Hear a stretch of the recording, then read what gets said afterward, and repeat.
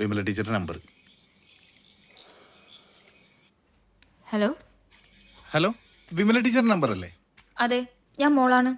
ആ, അനുപമ. ഞാൻ ഗിരീഷ് പി. ഇന്ന് രാവിലെ കണ്ടായിരുന്നു നമ്മള്. ആ, മനസ്സിലായി. ഞാൻ അമ്മയ്ക്ക് കൊടുക്കാം. അമ്മേ, ദേ ഫോൺ. ആരാ?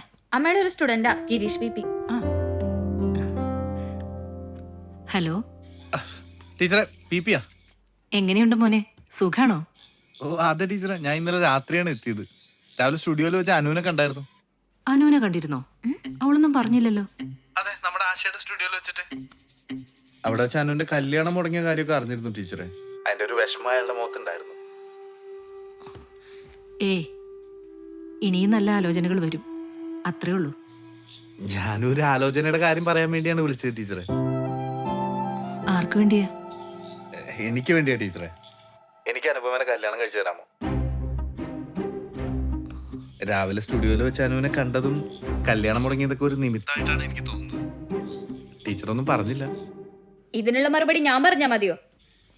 പറയാം. ഇതും പറഞ്ഞ് മേലാൽ താൻ എന്റെ ഫോണിൽ വിളിച്ചു പോകരുത്.